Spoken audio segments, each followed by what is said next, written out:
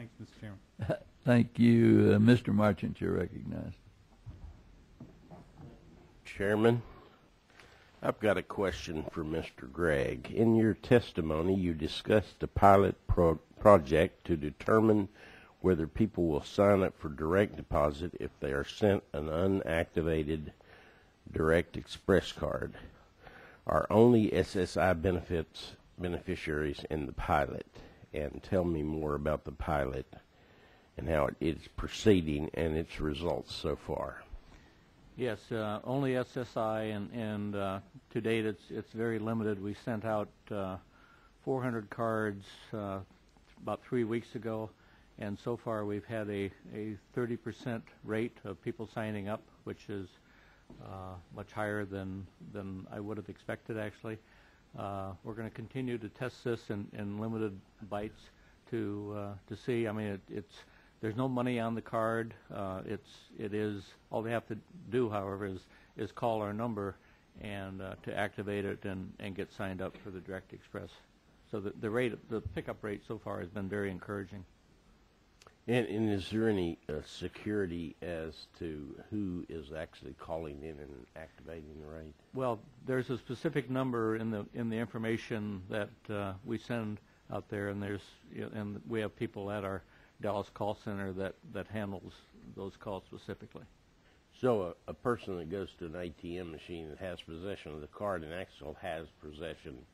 They have the card, but unless they activate it and go through, we know who they are, obviously, because we've gone through our enrollment procedures before we send them out. So when they call to activate it, we do some double checking, but no money's on it until we turn the switch.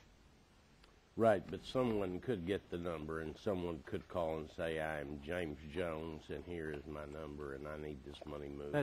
That's potentially an issue, but we're looking at that very closely, and we haven't seen any cases of that so far. And you don't have some kind of a bat code number that only him and his wife or him and you know, that if either of you don't know that number, then there's got to be a scam.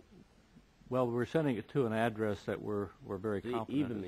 Even the credit card companies now have put us through quite a strenuous process, and then they say, what are these last two numbers that you should know? If you don't have possession of the card, actually, you probably won't have those numbers. Right. I would suggest that as this matures, that you work closely with the credit card people to see what they might be able to offer you as far as ideas, as far as how you can take one more step towards making sure that the card goes to those that we intend it to go. To activate the direct card, the recipient will have to call the GO line. What safeguards do you have in place to make sure the caller is who they say they are? I assume it's the person that calls has to be the person who's on the card. Yes. Are you coordinating efforts on this pilot with Social Security? And to Mr. O'Harrell, have you looked into this pilot? And if so, what are the frauds and what are the acceptable frauds? Mr. Marchant, to be truthful, we're aware of this pilot, but we haven't done any work on it, so I really can't comment on it. We're working closely with the Treasury IG, and I'm sure they're monitoring it too. And we can get back to you on that one, but we haven't done any work on it at all. We've had quite a bit of experience in this.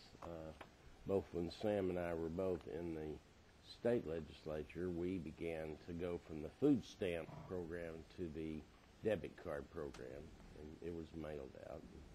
I see Brady down there. He probably masterminded the whole thing. But it worked. I mean, after we discovered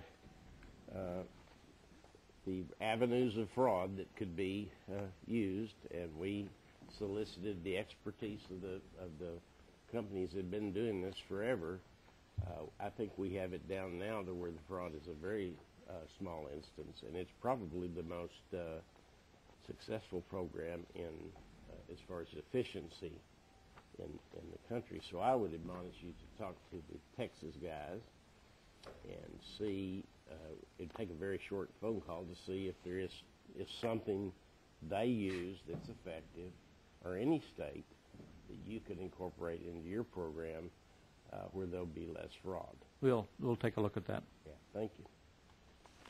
No taxes in Texas. Mr. Becerra, you're recognized for 1 minute.